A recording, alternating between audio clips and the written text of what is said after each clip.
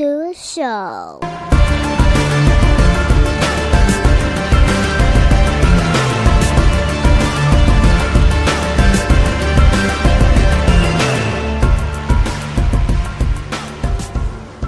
What's up, everybody, and welcome back to another episode of Off the Mats Podcast. And it's me as your host, it's Dante. And for this week on the podcast, I've been talking with a lot of teammates from over at Crazy 88, and I took a small break in between. But now we're back at it.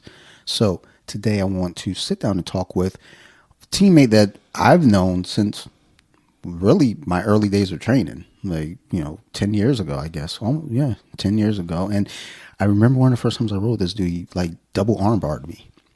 And I've forgiven him since then, but I still, sometimes I wake up in cold sweats thinking about it. So I want to welcome to the podcast today, Mr. Kyle Rocke. What's up, Kyle? How you feeling, man? Not too bad. You want me to make you feel really bad? I've only ever hit that move 3 times ever successfully. Well, and I remember that first time when I hit it, I was like, "Did I just got double armbar?" I'm glad to be in the top 3. Glad to be in the top. It's, dude.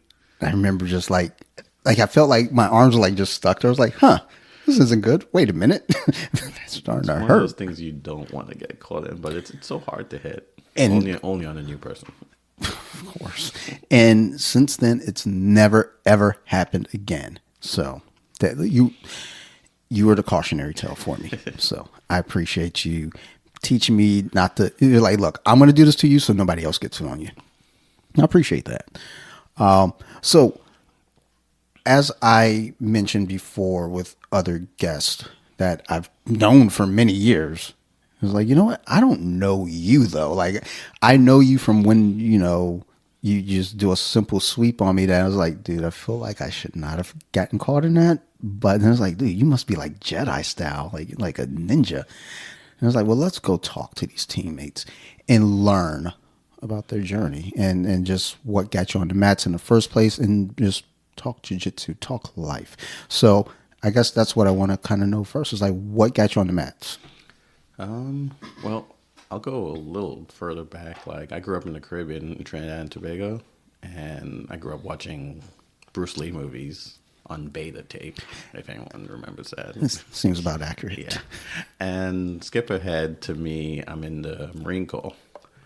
And when I got in the Marine Corps in boot camp, they had just started this new martial arts program because the program they had before that, Marines were getting in fights, and I guess they taught them at that time, you always got the person on the ground, and then you always ended with a head stomp. And so Marines were going out, drinking, partying, having fun, getting fights, and then head stomping people left and right, which is very bad for how the Marine Corps wants to look also, but they came bad up for the person getting stomped. Also, too. Yes, very bad.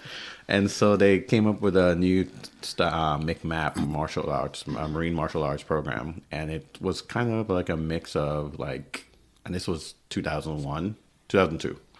And they were coming up with more, it was like a mixture of Aikido, MMA, and a little Jiu-Jitsu in there.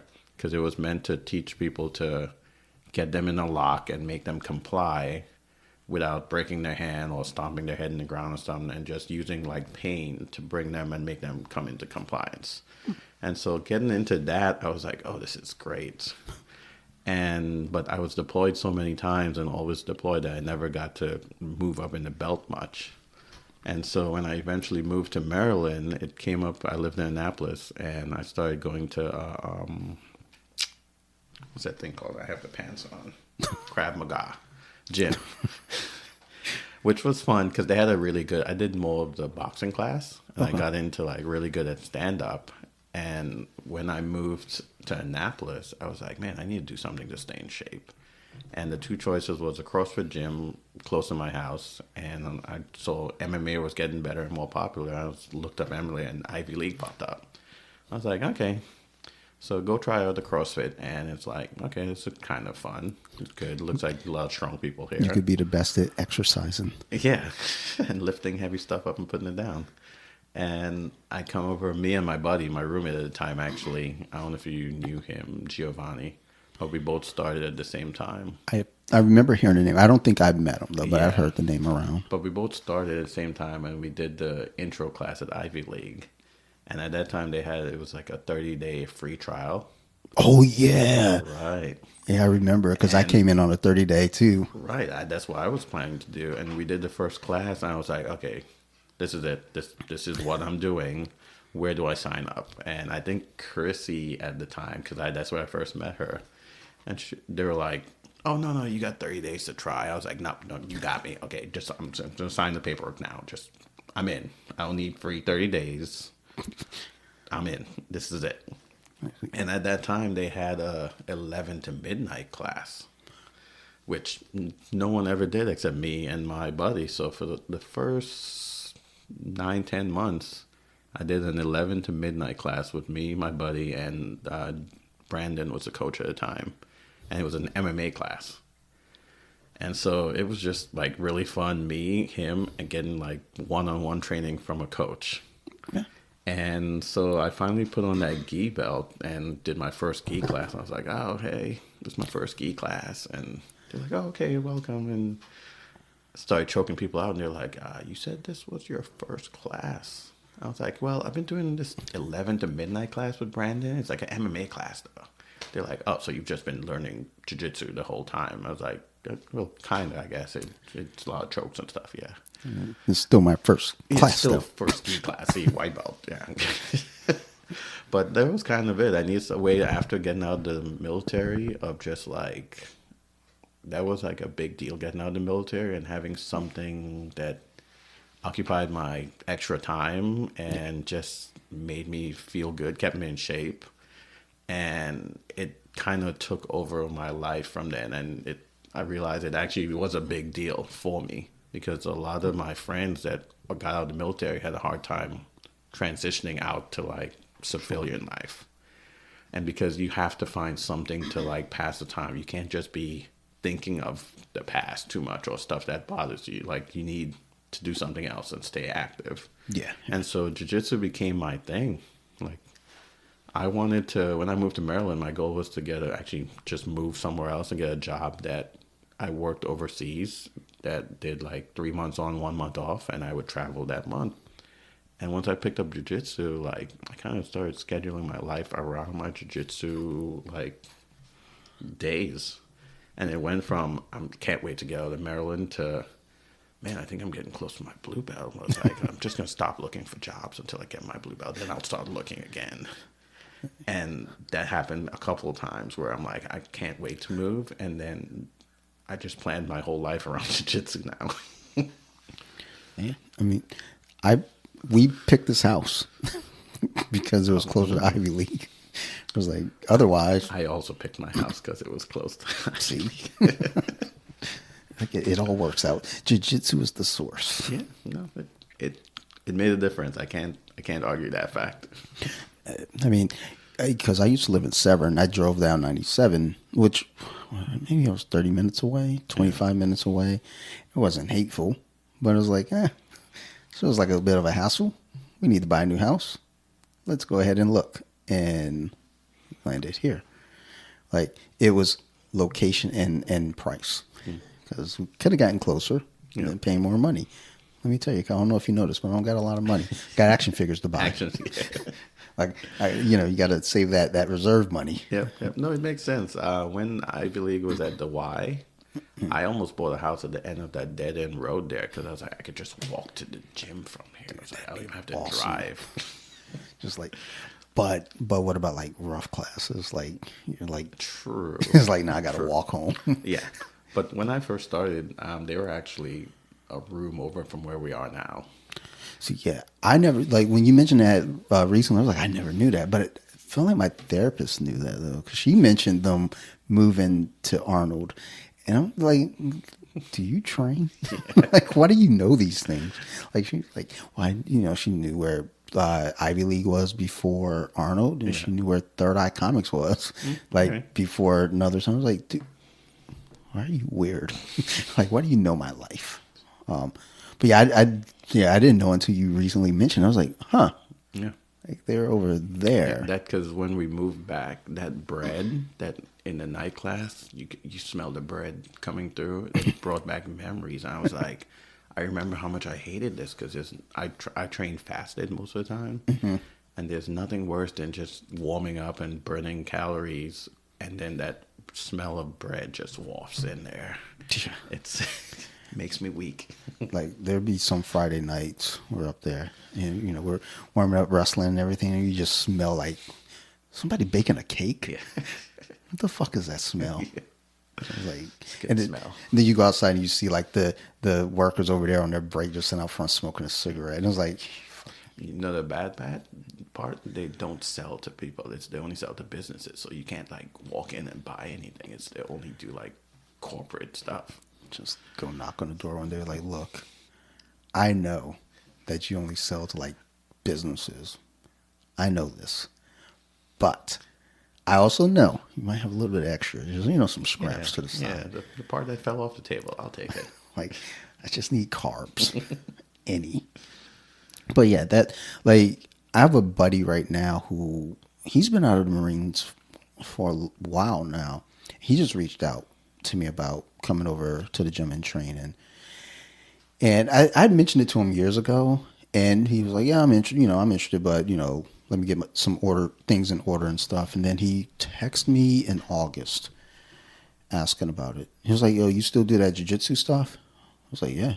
Like, like when do you go? And asking these questions. And I was like, "Yeah, I just need something to do. Like, I just need something." And I was like, "I feel like you do need something." So Yeah, it helps. I learned because I was deployed like 4 times to Iraq.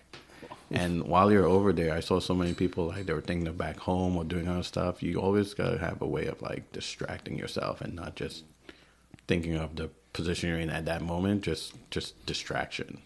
yeah, And after getting out, it jiu-jitsu became my thing where like it helped me like cope and it made work easier. Because at work, like my bosses, like they're like, "Oh, you never see Kyle stressed out or anything." I will have 5 different conversations, 5 different people, 5 different problems. Aircraft are falling out, just not falling out of the sky. I did not say that. Helicopters are precautionary landing places, and they're like, "Man, you never stress out." I was like, "Yeah, because no one's trying to choke me right now." I was like when I get out here, like someone's gonna try to choke me. Like that's when I'm stressed out. It's not that bad. like I'm okay right now. Yeah. Like I'm just planning for later. Yeah, you're not choking me out. You're just yelling at me and angry. I'm like, that's fine. Yeah, that's what when I worked in customer service, like customers coming yelling at me. I was just like, it's annoying, but it's not stressful. Yeah. It's just like, I don't have the answers to your questions. Well, I want a refund. I can't do that for you. Are you smirking at me? Like, I mean, a little bit, but it's not at you. It's just, it's the situation. Like, they're getting upset and they're getting high strung. And I'm just like, I'm just trying to go on lunch break. That's my stress right now is I want to go buy a honey bun and you're stopping me. And then I got to go fight my friends later. Yep. Like, you going to fucking pay this bill or not? Yeah, I think people who don't train don't quite get that, when we're on the mats, it's like there's this high stress situation, even though we're kind of chill. Yeah. But it's still, there's this movement that's going on and you're thinking and just trying to, get to the next step. There's so much of that connects to the outside world. It does. It when I'm in jiu-jitsu and someone's trying to choke me or break my arm or ankle or wrist locks, I'm not worried about what's going on at work or tomorrow or anything. Like I'm trying to, hey, how do I stop this? How do I think my way out of this right now? And it like really gets me in the moment and all the stresses go out because it's not doing it. It's not going to help me get out of this choke right now. And just so you know, when you're at training, they're all trying to choke you. Kyle, I'm not trying to choke you. I'm just trying to avoid you. And once you get a hold of me, then I'm just trying to make sure you don't, I don't know, wrist lock me or anything because. I know. I've been trying to not go down the dark side lately, but when I roll with you, I don't know. It's wrist locks. Just have that. Just wrist lock. Have that kind of face that says wrist lock me, I guess. Like someone told me the other day that, oh, you had a wrist lock. You should have took it. It was like I know I had it. Like Yeah. I avoided it on purpose because I'm trying to fucking be a good person. I want to get to heaven. Jeez. Someone a couple of weeks ago tried to wrist lock me. Actually, I think it was Jose. Tried to wrist lock me. And he almost had it. And then, like, somehow I managed to turn it back and wrist lock him. I was like, hey, you went for it first. Yeah, and that's a lot of time why I don't go for wrist locks because it's like if I miss, I know now that they're going to come back at me, and now my only goal is to avoid the wrist lock. Yeah. I might get choked. CH has choked me many a time because he faked the wrist lock. It does. Yeah, it does. It does help. Yeah, well, I don't like it. That's why I try to go down first to kind of see what the person does to me, so I know how my level of revenge roll. Yeah, true. Like I always try to like start, and I was like, okay, because if I get out of this, Yeah. Oh yeah. I'm gonna make you pay. it's like, how bad were you to me? Because I get out, let me tell you, Neon Belly, I'm trying to make you poop. But if you're cool, then I'm just gonna get out and I'm just gonna get side control and just be heavy, like just chill. But yeah, like I can see, going to jiu-jitsu and just transitioning, that being, good coping, device and just, the next level, next step to get you, just kind of keep you distracted because I don't know what it's like to be in the military and be deployed, but I don't want to know. So thank y'all. Yes, I will say some of the best times ever was those deployments, but I think I went down like the bad route for a while there because on my first deployment, about a month before I came back, my mom died. And so ended up having to leave and then meeting back up with the squadron. And then after that, getting back, like I looked at life slightly differently because I'm like, life is so short, you don't know. And so I started like picking up a new hobby. My goal was like every year pick up one new hobby and just try it. And if I like it, I stick with it. If I don't, I try something different the next year. And so that's why I have so many hobbies: ride a motorcycle, snowboarding, archery, rock climbing. Like I have a lot of different things, and it's like it taught me that life is just short, and you gotta enjoy the time you're here. But also in Iraq, when you were so tired all the time, you're like, it's time to stop caring. You're like, if the bomb drops on me, it drops on me. Just don't wake me up. And which is also not the best route also to go. I guess you should care. In the moment, it's kind of like, Yeah, but, you should care. And then once I got out, like I was like, I need to like get back in it, enjoy life a little more. And so jiu-jitsu kind of was the thing that brought me back out of it. Good. I can just see it's like, yeah, just drop the bomb. It's fine. When the bomb misses, it's like, whew, I'm glad it missed. Like, never doing that again. That was some shit. When you, in those early days of training, in the gi, not in the midnight classes, which actually Danny was just on recently. He did mention the midnight classes. Yeah, it was Like, just two of us. Yeah, because I brought up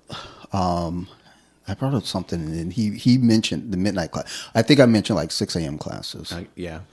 And he was like, yeah, those don't ever really work. But, then he brought up the midnight classes. I was like, that's wild. Yeah, it didn't. It lasted for the time we were on it, but we were always the only 2 students there. So I saw it made sense to get rid of it, but I benefited for at least the first year.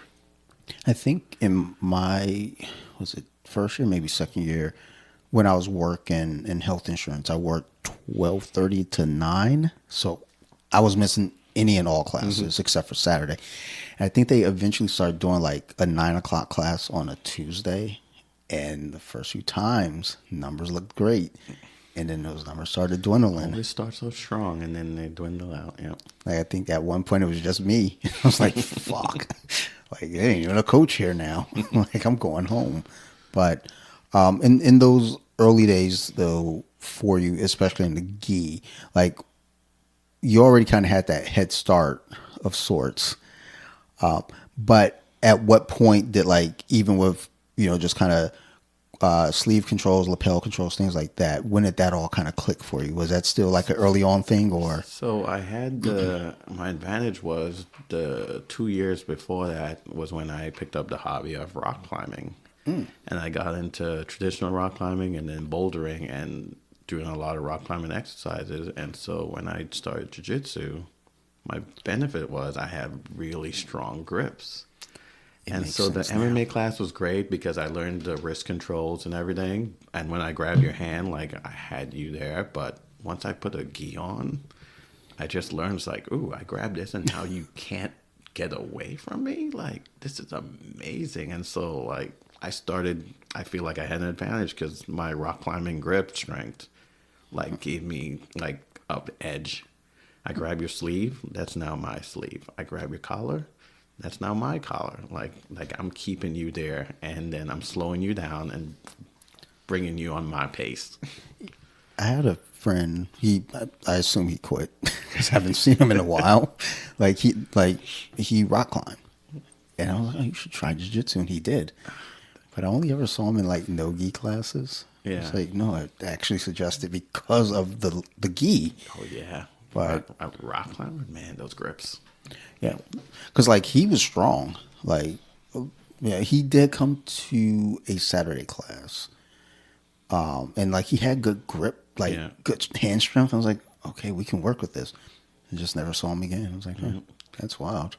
Yeah, I think I was between the grip strength and me being slightly younger at that time. I think I started 29. I'm still in shape from being in the military, and like I just went hard all the time, and then I had the grip strength, and then it was just trying to get the knowledge and technique in there. And so it helped. And it helped that my buddy that started with me, I always had a training partner. So we made it to blue belt together. So I had the same partner until we pretty much got to blue belt. Cool. Yeah, it's always good to have that too. Just having someone that you're like you're kind of growing together. Yeah. Which Yeah.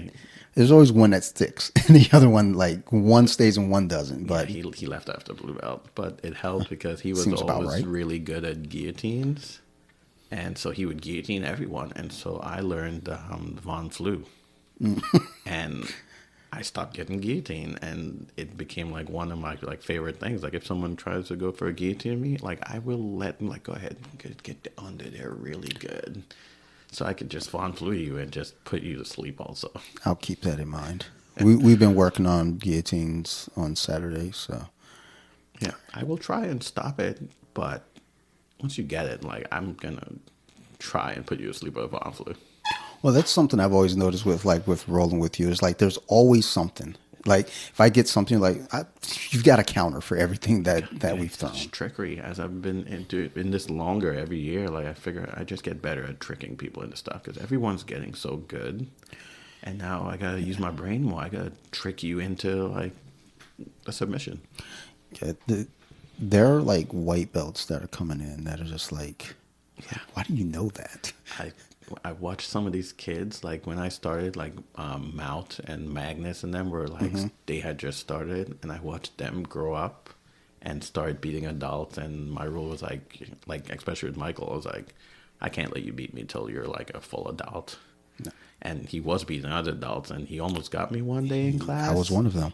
He had me in like a inverted triangle or something, and like my hand fell asleep and like dropped to the mat, but I was still good. And so I shifted, and then I could move again. I was like, "Oh, sweet!" And I was stuck in that for like 5 minutes. It was a long roll. And once I got out, I made him pay, obviously. But I was like, "Dude, I can't let you beat me until you become an adult. You got one more year." He's the reason why I stayed at Ivey League because when I came in, I guess it was a trial. It wasn't really a trial. I don't know what it was. Cause like his mom was at the front desk. Yeah, Sarah. And I remember they pulled him over and, asked him to work with me. And, like, they took me downstairs, which was already, like, the dungeon. Why are you taking me to the basement? Like, what are we about to do here?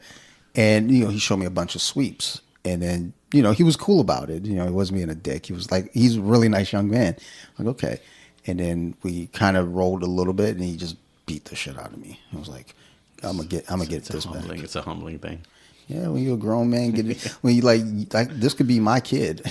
Yep. Like it starts to make you think now. You know, if you're a dad and you got a 14-year-old at home, hey, I hope you training too. Because if he's training, That is true. he's the man of the house. What are you gonna do, huh? Dad? Why don't you take out the trash now? Yeah. Like, hey, don't make me raise my voice. Yeah. But yeah, I remember when he turned 18, I rolled with him and we got stuck in 50-50 and we just sat there for the entire round, just in 50-50. I was like, all right, this is a win for me. You ain't beating my ass today. I learned early on too because I came out of the military with like knee injury, and I definitely didn't do the right thing when I started jiu-jitsu. Like my knee would be locked out, and I would just pop it mid-roll and keep rolling, which 2020 hindsight, bad idea because I've had 2 knee surgeries now. I have like no meniscus, but it all my injuries taught me to get good at other things. Like my shoulder injuries taught me to be closer and to protect my neck, and so I have a better defense. My offense is good, but my defense is like completely different level because I was just always defending because I couldn't do certain things, and so sometimes just not getting choked is a win for me. Like I learned, I was like, I'll take it. Like you didn't submit me, I'll take it. Hey, like I said, I rode with Jose today, and I just survived. That was the victory. I survived. Like, couldn't say that with the other roles, but Sometimes I just try to survive until they get tired and then strike. well, that's what I do with other blue belts, like younger blue belts. It's like, oh, if I get out of this, Yeah. you're getting punished. But if it's like Jose is a veteran blue belt, so it's like I'm thinking to myself, I'm about to punish this dude. And then as soon as I get, I was like, man, I'm so tired. Dude. I'm just lay here, and hopefully he don't strike back. Like, and I think by that point, since we're both old, he's like, yeah, I'm gonna chill too. Yeah. Which is good. Don't chill in front of Keith though. Dude, does he listen to this? So me and Epps had this kind of thing where sometimes when we were like that second class in, we're like, hey, let's roll. We'll do flow roll. Just take it kind of easy. We call this the break round. Yeah. And so anytime we'd roll, have the big hard rolls, and then we were like ready for that break round, look at each other, we're like, hey. And then one time we did in front of Keith, though. We were going, and then both didn't realize it, but he kept hyping us up, and before we knew it, we went from like 40%, we're like 120%, and we're like, wait, what happened? And we were like, it was Keith. He kept hyping us up, and it's like, oh, wow, you're going to let him get that? And so I don't roll directly in front of Keith anymore because he will hype you out. I try to avoid rolling in front of Keith just because it's like I don't need you to see how bad my jiu-jitsu is. It's not from like bad coaching. It's just from like inconsistency. Yeah. So it's like when I do something really, really dumb, it's like my thought is always he's probably thinking one of two things. Fuck, this guy sucks.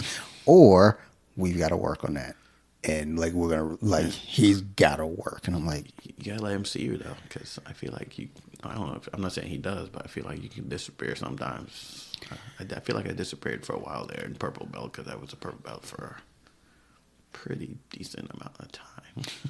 Sure. I think I get like questions about like being at blue. They're like, like one of my friends in Ireland, he came over and trained a couple years back, and it's like you got to be getting close to purple, right? I was like, I don't know. Yeah. I mean, the way I'd be getting smoked, probably not. But like, I also don't go to the classes. Yeah. Like to be seen by like the coaches that are determining that. So, and there are times where I'm like, yeah, let's get into a Keith class. And I'm like, ooh, like that's a rough day. Yeah. maybe I'm glad Keith wasn't here. Like, but then on the days like, well, I'm just stunting on everybody. It's like, man, I hope they look at that video. Yeah. I want them to see. So I'll tell you, I think, at least this is what I was told. I don't know, I should ask Danny. But when I was like a white belt, I was competing a lot. Enough to, I think it was Naga, if you win certain ones, they make you bump up. Mm-hmm. So I was competing in the white belt in the blue belt division because I couldn't do the white belt ones anymore. And I think at the time when I got promoted to blue, because it took me like 2.5 years, it was because the other guys in the gym, like Nick and I think Late had been blue already, and like all the other guys. Yeah, I'm trying to remember the guys that were there. But they pretty much said, like, told Danny, like, hey, he's just like beating us, so you should probably promote him. Yeah, give him a belt. Yeah, please. and then I got a blue belt. And kind of same thing with purple. Like once I got into competing so much, and then they had been like promoted before that too, and they're like, "Hey, he's still beating us, so we're good. We know we're good, but he's caught up." Look, we were trying to avoid him by moving up. He keeps following us. I always think about when I got promoted. We were doing something, but I know I had to go around with you. I think you were like, it was like you didn't look yourself. You were like tired, and I swept you. It happens. And I got promoted after that, and I always say like, I only got promoted because I swept Kyle Rocke. It's like, and Kyle was really tired that day. I'm pretty sure he wasn't like himself because whatever the sweep was, it was like a spider guard. Yeah. And it was like, and like you're tall, so it's like, if it's the other way around, yeah, that's the easy sweep because I got stubby limbs, you got long legs. Yeah. I'm going over, so I was like, height has its advantages sometimes. I was like, whatever it was, I think it was more of like it wasn't a sweep, it was more of like a fall over. Like it wasn't like an obvious one though. But it was like, I know he could defend that. And then like the next class, I get the blue belt, and I was like, oh, it's because I swept Kyle. That's what that is. I didn't do anything else. I only swept Kyle. You got the gatekeeper. Now you get your belts. Now I'm like, okay, I got to find someone else. Who can I sweep in front of coach? And they're like, oh, he's a purple belt. I was like, but I'm not. Please, I don't want questions. I don't want them to think I'm a leader. Yeah. Like I'm just here. But let's bring me to another point though, to just kind of leadership on the mats and like at the gym. Like at what point, if ever, do you see yourself as like less of a student, more of a leader, like in the gym? See, I don't know. I feel like sometimes I'm invisible. Like I don't know if anyone even notices when I'm not there or not. I don't know because I don't hang out too much after the gym because I'm more of an introverted kind of person. Like I will sit in front of a computer for days trying to solve a computer problem. But I think like I did like when Danny wasn't there, sometimes I would do coach some of the classes. Yeah. And so that was good. And like even now I try to, when we have the intermediate class and beginners class going at the same time, a lot of times I try to kind of pick like a white belt to like, instead of just rolling with training with the brown belts or the purple belts, just pick a white belt and like, hey, help them. Hey, it's a beginner move, but here's how you do it. And then here's how you do minor improvements that make it better. And so I don't know if I'm like a leader. I think I've just been there so long that I'm like mold on the wall to people. But I do like trying to pass on like the knowledge because I learned the hard way, and I feel like it's a lot easier to teach people the easier way. Yeah. And so I try to help the new people as much as I could now. Yeah. I always see that as one of those things whenever we have like an intermediate class, you might see, not even just white belts, but like someone new. Yeah. And it's like, okay, it's time to pair up. And you'll see like a lot of like colored belts pair up. And it's like, and always in my mind, it's like, maybe we should all like take a white belt and work with them. Because there had been a couple classes that happened. I was like, there's like 12 of us. Why don't we all pick a white belt? Yeah, grab a white belt or grab someone like lower, like, you know, if there's like a newer blue belt or something, it's like, okay, but. Yeah. And at least I think for like the drilling section, it kind of helps.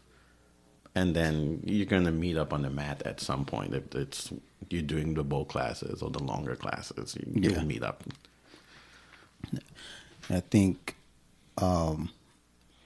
ultimately when it comes to, you know, just training on the mat and coaching on the mat and helping others on the mat, it's like, I think you, like you come to mind, for me at least. It's like, if I got a question or I'm confused, it's like, well, I'm going to go to Kyle. Because like at the very least, if he doesn't have like a straightforward answer, he's going to get me somewhere in the ballpark. Yeah. And, you know, it's like, okay, I can work from here. Versus like, there's some, and everyone's helpful.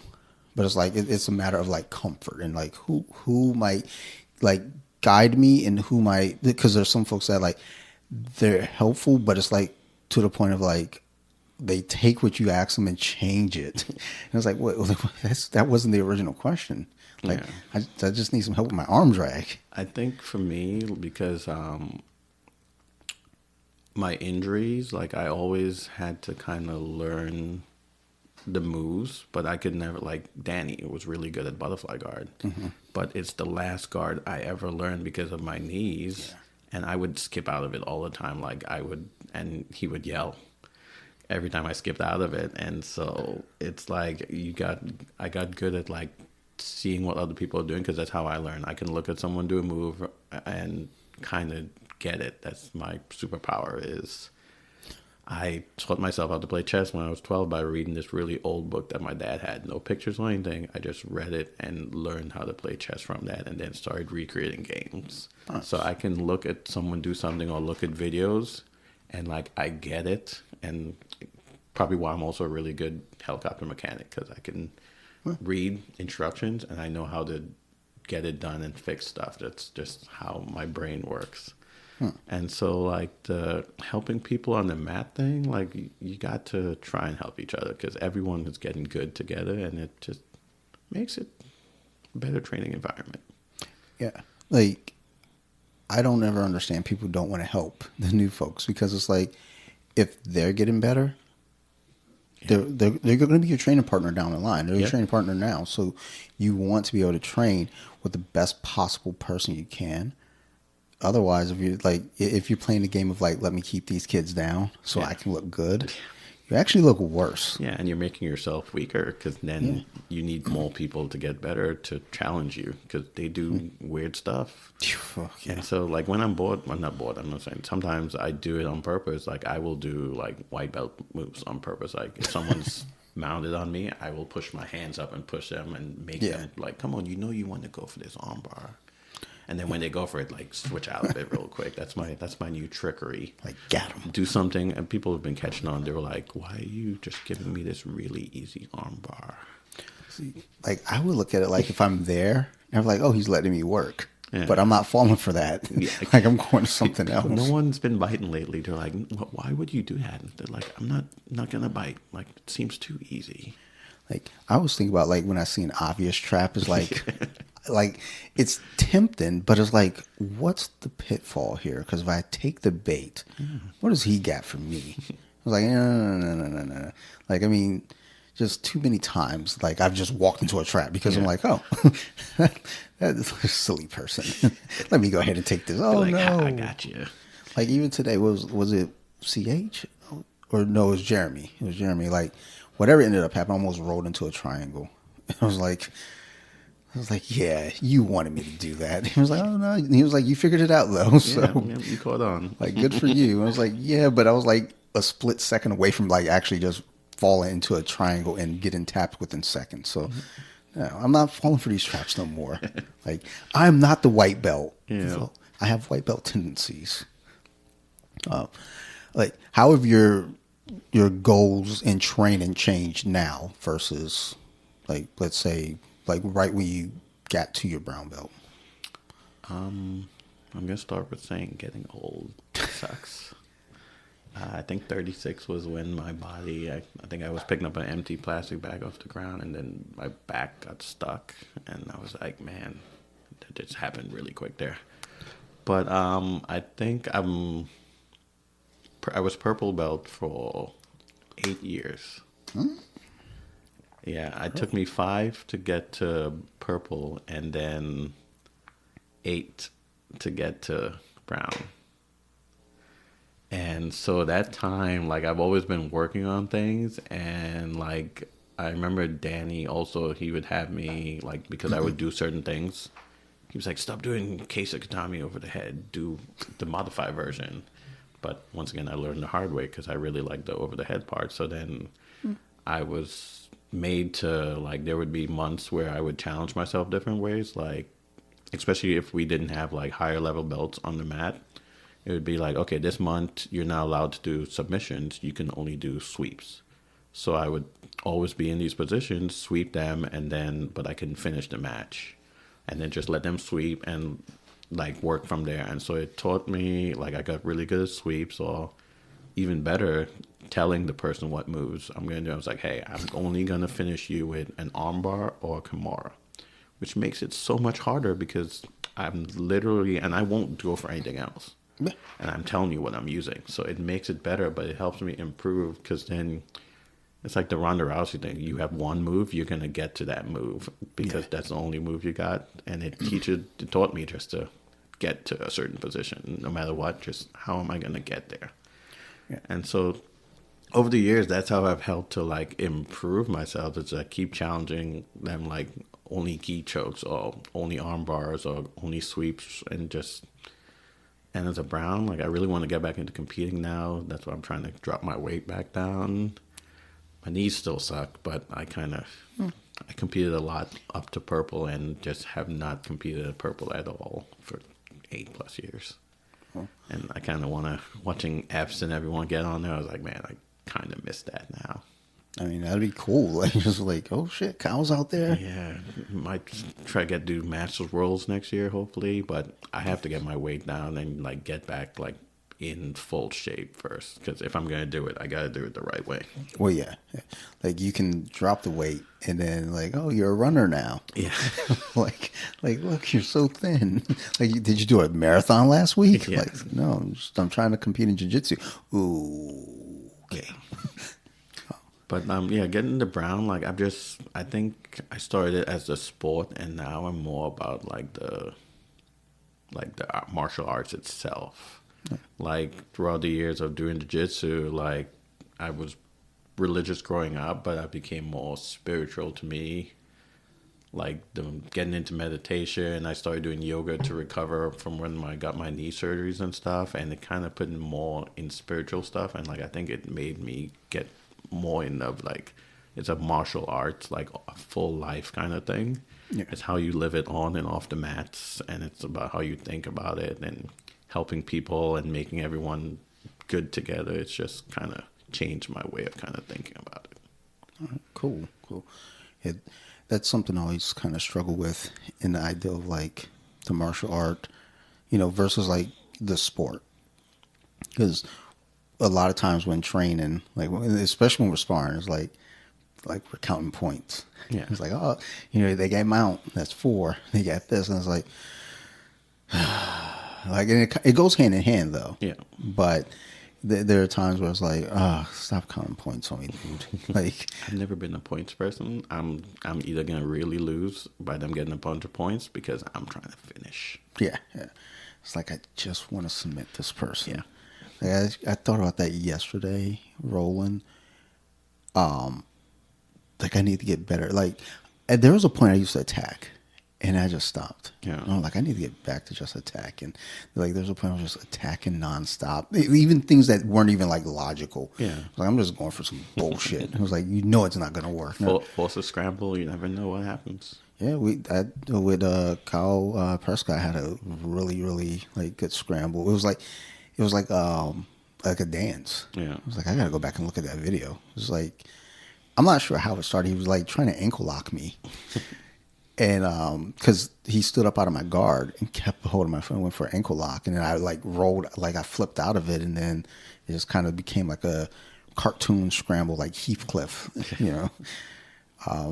but that was the moment though. I thought, I was like, maybe if I'm attacking more, that shit's not happening. Because I was doing a lot of like, not necessarily surviving, but just like get to the next position to get to the next position to get to the next position. It was like, at some point you gotta like attack a position. Yeah. I was just like, let's get a sweep. And then what do you do after the sweep? I don't know. Get some control. Okay, then what do you do after your control? Maybe attack. Yeah.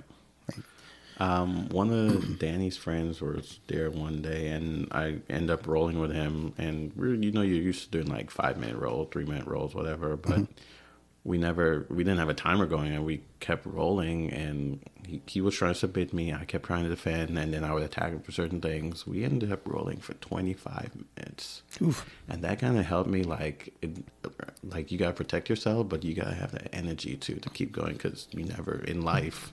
You don't know when it's going to end.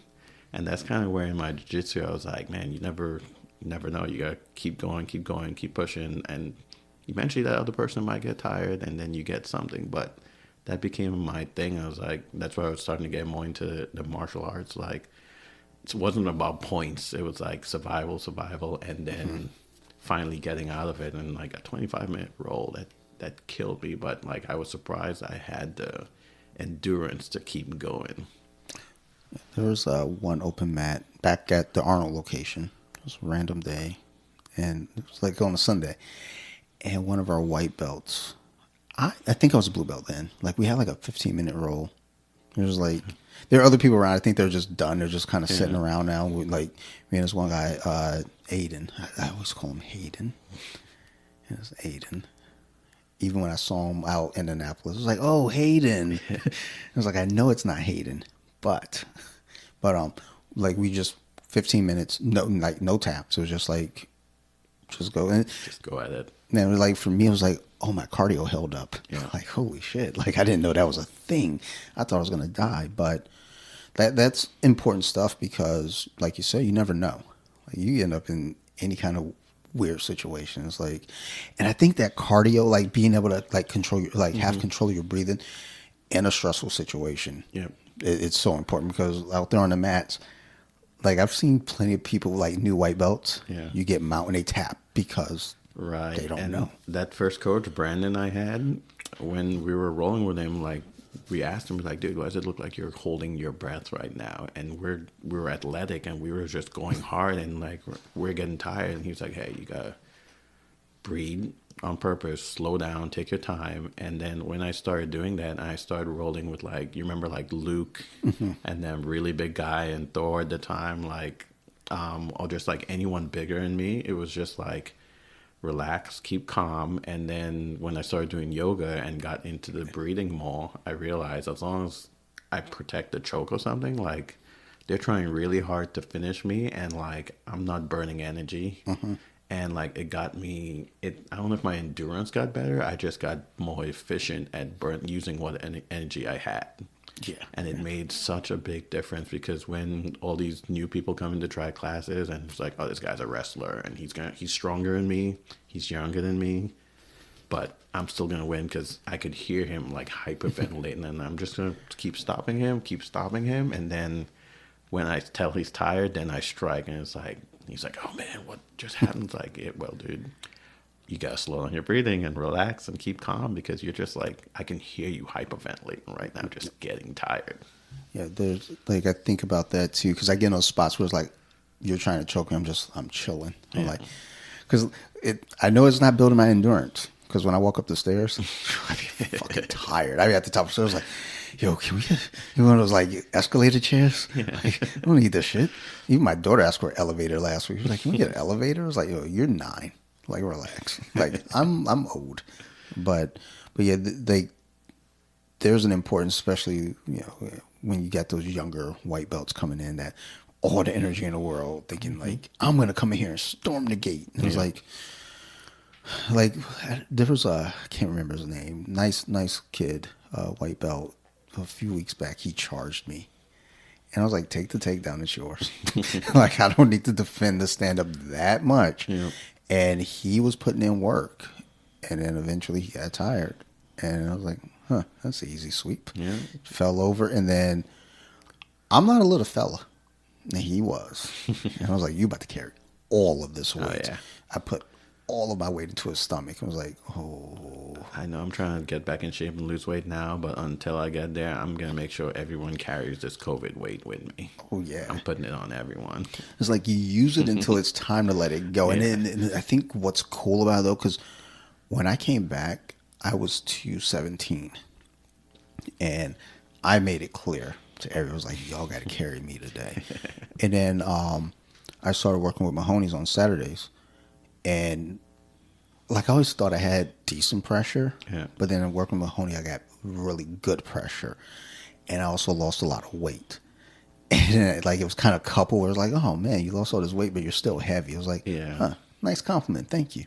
That pressure is a skill. I remember Danny one day had me in Casa, and he was just leaning on me, and I couldn't get out, and then like I was like, am I about to tap? Like.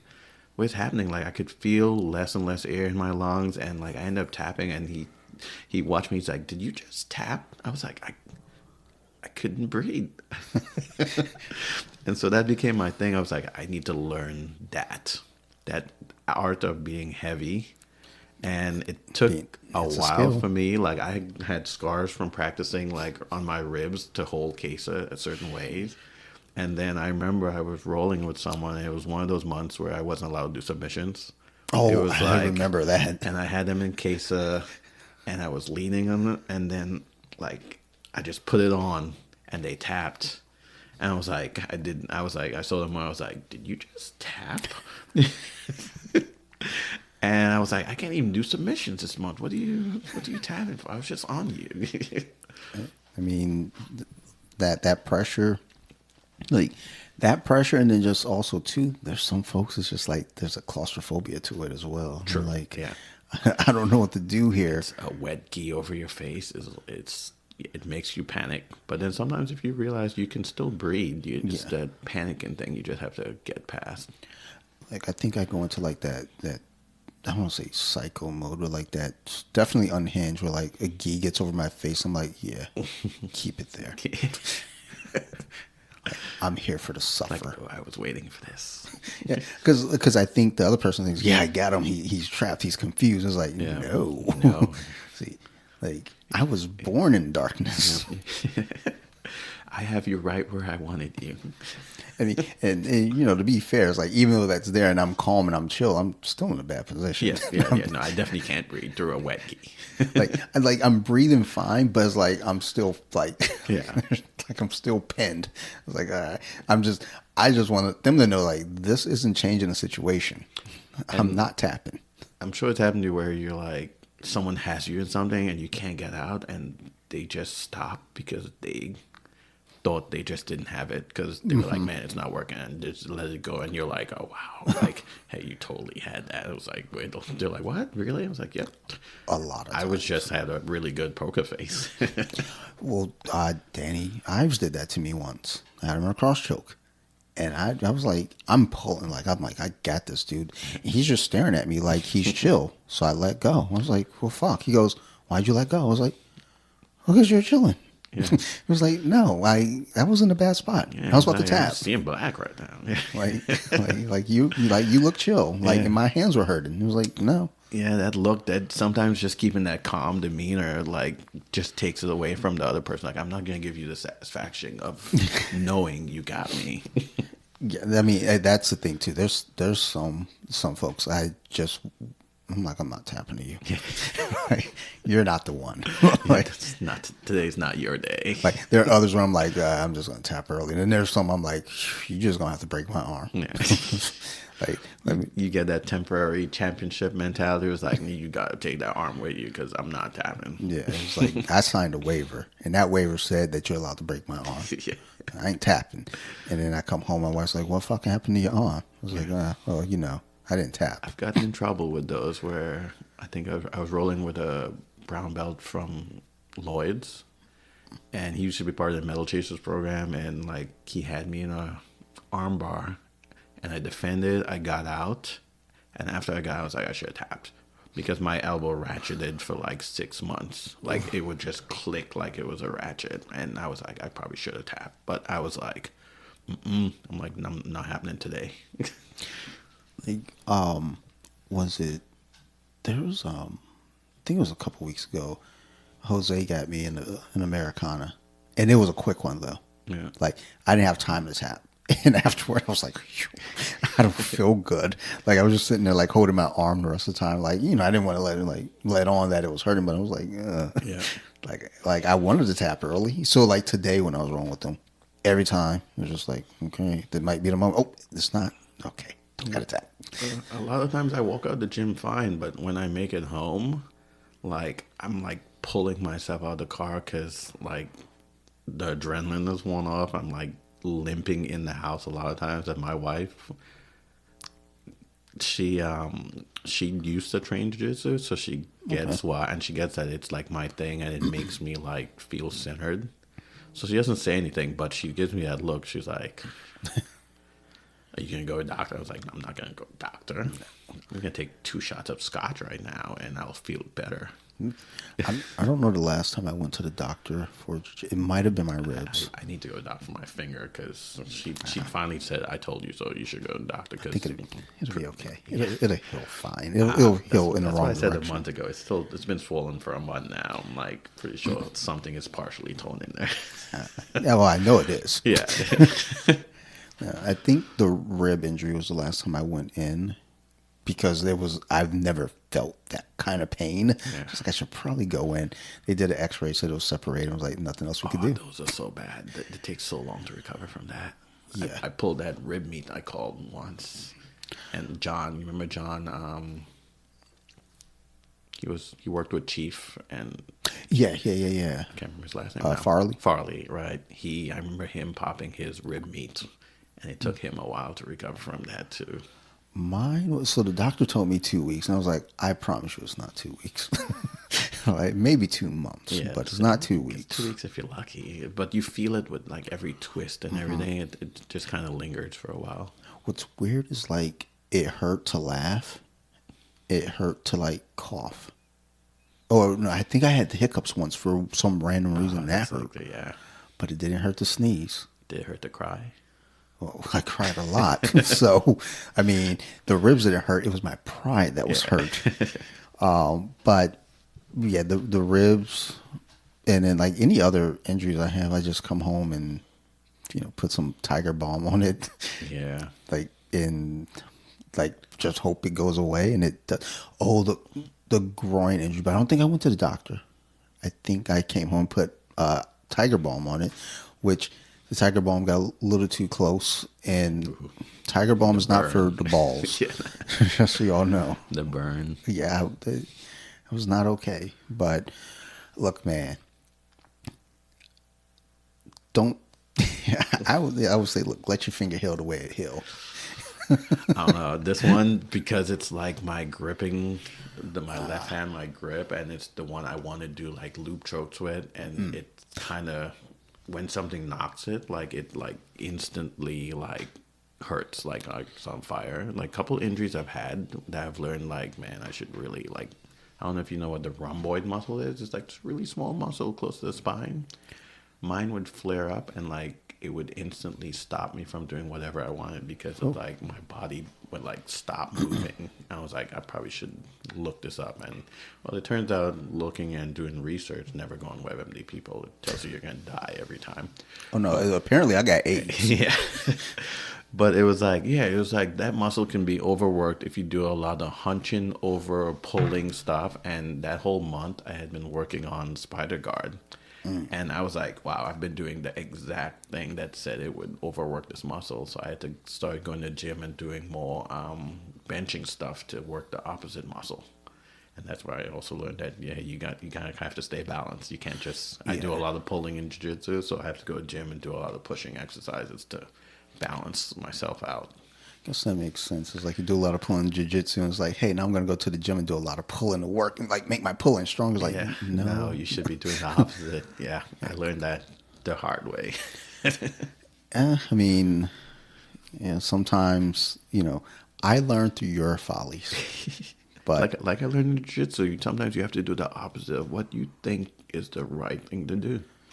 That's my jiu-jitsu, like, in general. It's like I do shit, and it's just like, I know I'm not supposed to do this, but one day it's going to work, and it never works. And one day I'm going to learn not to do that.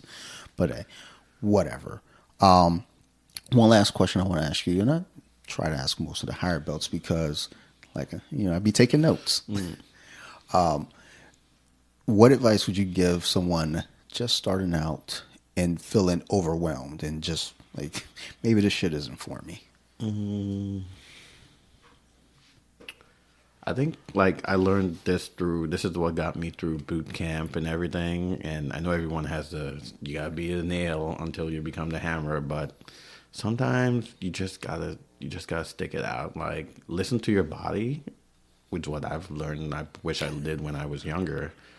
Like, take it easy, but I've never until COVID, like the whole time I trained, I never had more than like a week off. Like I was doing 6 classes a week.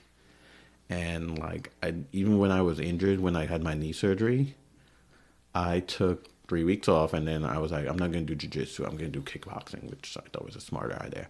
But I would still go to the gym while they were having classes, and I would stretch on the side and like see what they're, because one, again, I can learn by looking at it. So just by me being there, I could at least see what they've been working on and learn also. And so just to keep pushing through it, like sometimes, what's that thing? To make diamonds, you need pressure and time. Yeah. And you're never going to improve if you don't kind of go through some kind of hardship. No, it's so that's how I look at it. It's you got to be tested. Sure. And you just got to stick through it. Yeah, it's going to suck sometimes. Take some time off, relax, recover. But just, I don't want to say keep showing up and you're going to get better. No, you can keep showing up and still never improve. Dude, I keep showing up. I'm not getting better. Yeah, you got to keep showing up, but like work on stuff, what you can, and then just keep learning. And before you know it, you get good. Yeah. You put in that work, son. Like, make it count. Yeah. I just show up for the hugs. Free hugs. Okay. It's like as soon as I get like someone gets my back, like I always wish it was like I'm here for the hugs. Yeah. It's like hopefully they loosen up. They don't. They tend to actually choke me from that point. I'm like, fuck. Yeah, we're actually paying to get someone to stretch my body for me. Sometimes it works, sometimes it doesn't, and then I'm like, I question myself. I've only had one time that scared me where I was the uki, and I think it was for Ronnie, and he was showing his north-south choke. And he went and he was like, yeah, you flex the muscle. And at one point, like I heard something like pop or crack. I was like, ooh, what was that? I was like, it was like one of those chiropractic videos. And then like everyone clapped and walked away. And then I tried to sit up and my body moved, but my head stayed on the mat. I was like, wait, what happened? Like I literally had to take my hands and hold my head and sit up and crawl to the side. I was like, something happened. And like, it doesn't feel good. And I went to the side of that mat, and once I started, like, I kind of cracked my neck again, everything started working good again. I was like, that was a weird feel. I don't know if, like, my body moved and my head, like, stayed laying on the mat. It was so bad. It's like, I was kind of worried that moment. I was like, did I just, like, break my neck? What just happened? There's a lineman for the New York Jets. I think it's Dennis Bird. And he talks about when he got paralyzed. He was like, I went to take my helmet off, but it was still on. Yeah. And I realized my arms weren't moving. I was like, oh, geez. Yeah. Like, that's terrifying. Yeah. That was the only time I've had that, though. Well, hopefully it don't happen. Ronnie, chill. You gotta chill with the fucking north-south choke, son.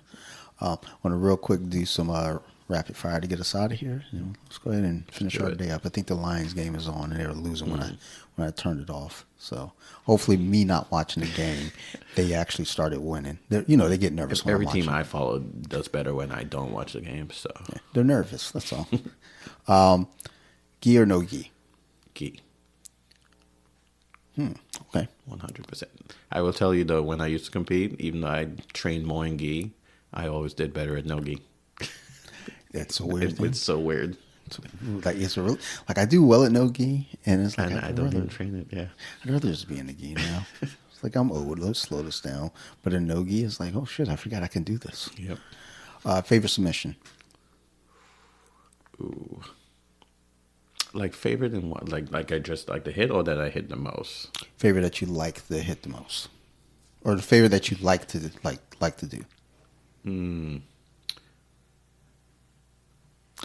Okay. Don't say. Well, I have my mean one, and then I have my kind of one that I learned myself. Okay, so I'm gonna go with. I don't think anyone does it. It's called the accordion. It's the caser with the head, and then you grab their leg and just flex your back. Yeah, it's disrespectful. It is so disrespectful. It's totally mean. I've gotten caught in that once, and I didn't know what it was. Yeah. And it might have been I say accordion out loud when I do it. Accordion. But non-mean move, my first submission I ever got good at was a head and arm triangle, and I still love doing those. because you can whisper stuff into people's ears Oh, as yeah. you're choking them. Like, you know, you want to tap. You just Go tell ahead and do it. as you're like doing it, like, I'm killing you right now. I'm not gonna let go once you tap. Like, my whole arm is breaking you down right now. My arms are big. Yeah. Least favorite position to get stuck in? Side control. I hate side control. I hate being side control. I'd rather you be mounted on me. Same. I'd rather you on my back. I just, some reason, I don't know, it's because I'm tall. My legs are hard to get into like small spaces. They're just long. I was just telling Thor this when I talked with him. He asked me that question. I was like, hate being in side control. Like, you can have mount all you want. I'll figure it out. But Yeah. side control, he was like, you can get out of side control. I was like, I know I can. It's just a pain in the ass to do. Yes. I don't want to do it. Agreed. Morning or evening training? Evening. I worked at nighttime for like 20 plus years, so I'm always more awake at nighttime. And now I work in day shift, but still evening classes. Because I like to take my anger out from my day on people in class. Coordinating them. I'll keep that in mind when I show up to Monday class tomorrow. If you're there, if I see you, I'm just gonna probably. Just I'll be there tomorrow. All right, then I'm just gonna. Oh no! Today's my Friday. Oh, my Saturday. So I'm off. I've been off for a day now. So Mondays I'm usually happy. So you should be chill. Yeah. All right, cool. Because if it was gonna be a problem, I was just gonna go to Dunkin' Donuts for an hour and then go home. Yeah, no. Mondays I'm chill. Thursdays though, yeah. Like if I come home and I'm not sweaty, my wife's like, "Where were you?" He's like, "We're at jiu-jitsu." Like, so that's why I go to Dunkin' and eat and get because I get sweaty when I'm like eating donuts. It's like you're a mess. Clean yourself up. What's one jiu-jitsu skill you wish you had mastered earlier? Stand up.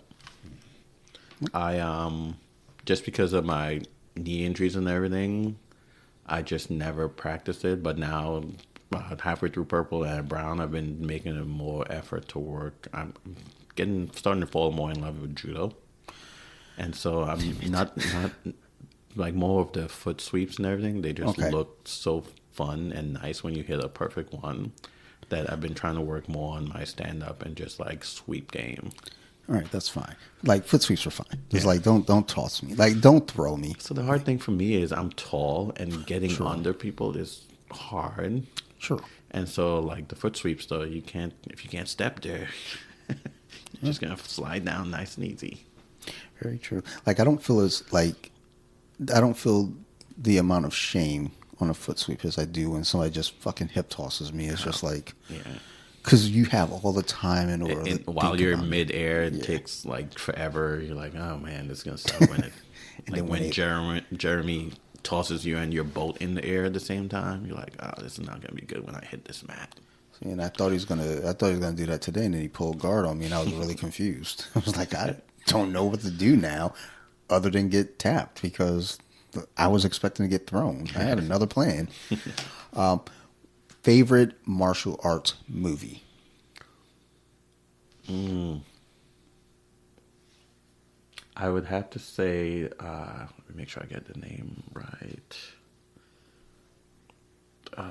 The Raid. So, tell me you've seen The Raid. I don't think I've seen it. Oh my God! Like it sounds familiar, but when you see one of the main guys in it, you're gonna, it's one of the fighting. Did you see the first season of Daredevil when they came back out? Yes. And that second episode where they have this really long fight in the hallway? Yeah. Right. That movie is pretty much the whole thing of just one long fight. And you could see them getting tired, but yeah, you've never seen The Raid? Let's see here. This? Yes. Okay. No, There's like three of them now, but the first one was to me like the best one. Yeah, when I pulled it up, 2 and 3 kept coming up. I was like, no, the original Raid, it's voted very highly in like just martial arts. And Tony Jaa, he's got a couple too. But have you ever seen that movie with Gun Kata? It's Christian Bale. It's Equilibrium. Oh, Equilibrium, yes. I don't know why I like that. It has nothing. It's martial arts with guns. It's like martial arts adjacent. Right. It's John Wick before John Wick. I used to work at a hotel overnight. I was their auditor which just meant I get to watch movies. Yeah. Like, and my uncle brought that in because my uncle trained me, and he goes, "You just broke out the computer and put on Equilibrium. What the fuck is this?" Yeah. And I was like, "Huh." It's a weird movie. Tay but Diggs just and gun- Christian yeah. Christian Bale. Kind Gun kata. of weird combo, but let's watch this. And then after I was like, "Yo, this shit is good." Yeah, Like, it's enjoyable. It probably didn't do good, but I enjoyed it. yeah, I never heard of it getting like any kind of a wide release or anything. And like when you mention it in certain circles, folks have seen it, but it's not like a well-known movie, even Yeah. though it has Christian Bale and Tay Diggs. And I was like, huh, Yeah. like these are stars. But I get I you. like a good B flick that turned out better than I expected. That's why I watch a lot of horror. They're all B movies, and like, just gotta accept what you get. I was like, huh, it should be good, but it's not. But True. I True. enjoyed it. And then last one word that sums up your jiu-jitsu journey so far. I'm gonna go with resilient because I've had a lot of injuries, but I keep sticking it through it, and all my injuries have made me better at other aspects, either defense, offense, or having like a certain way I sit that makes it hard for people to get certain sweeps. And it just happened because I sat like that because my knees were bad, and then it kind of became my thing to where I was like, oh, it's hard for them to sweep me when I sit like this. So I think I've just been resilient over the years and just kept showing up. Nice. Well, I took a lot of notes there.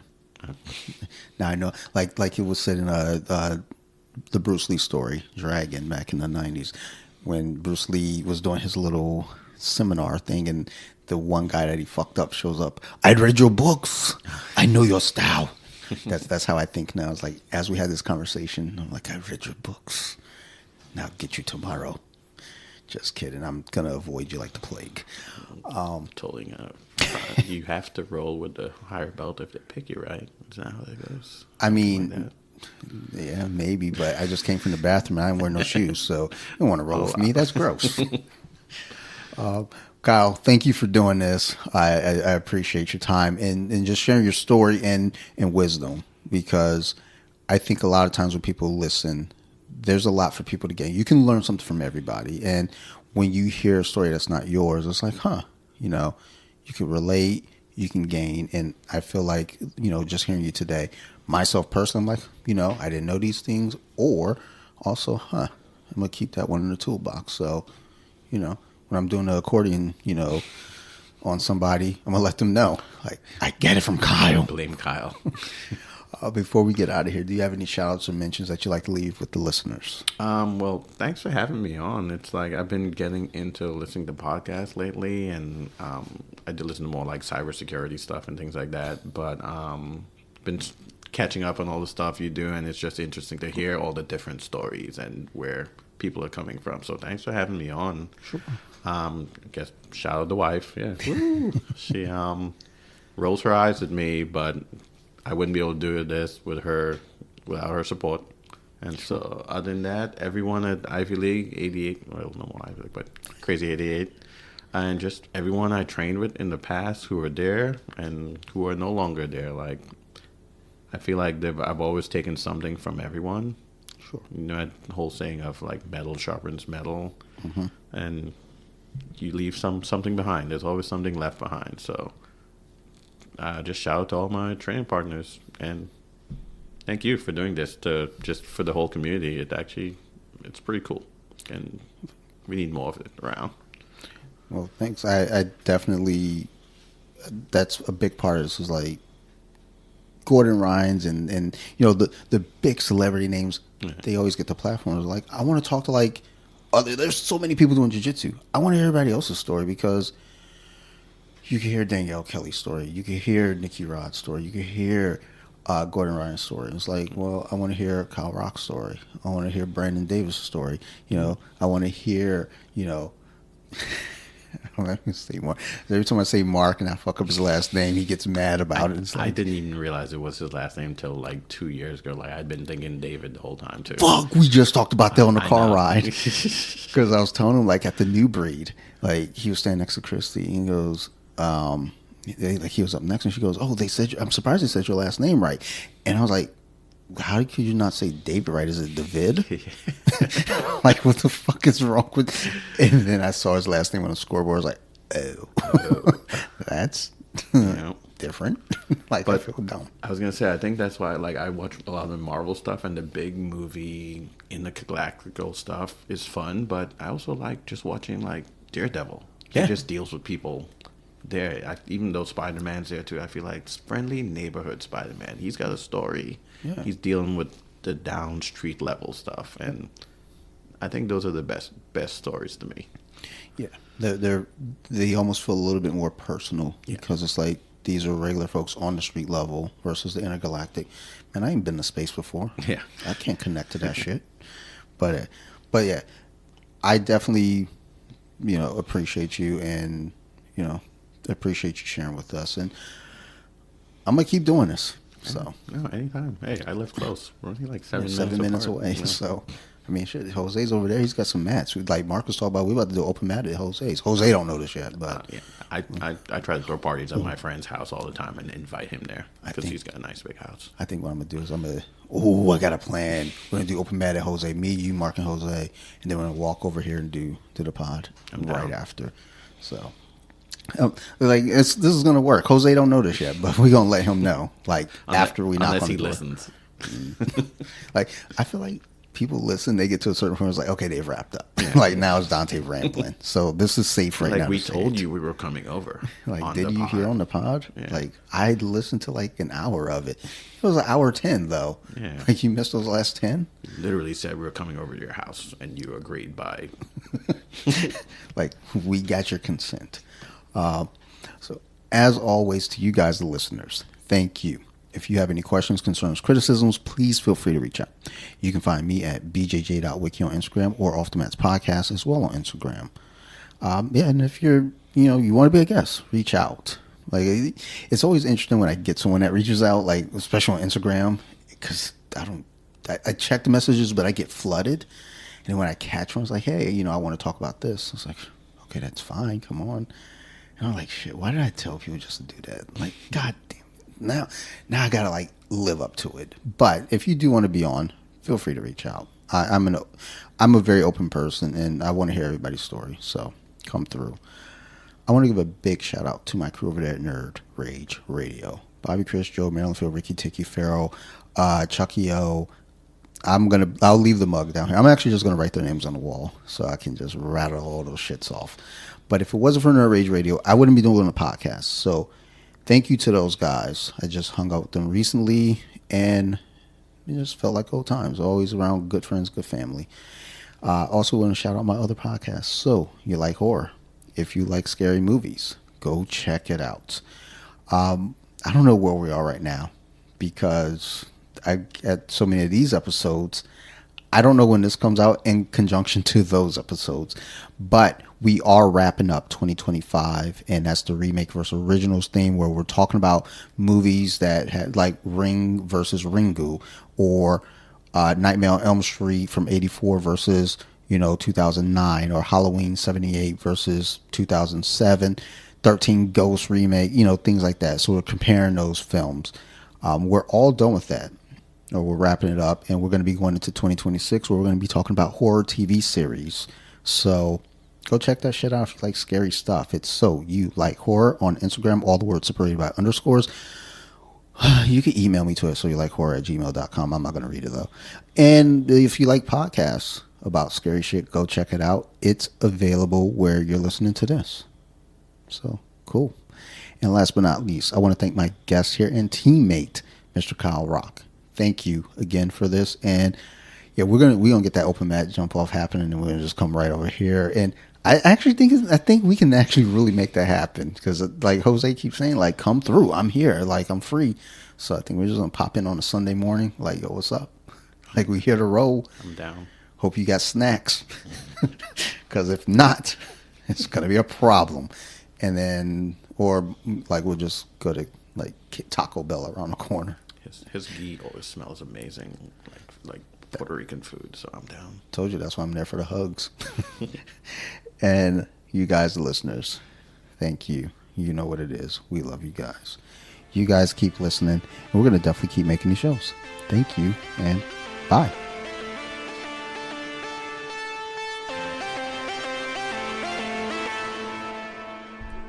Deep with it.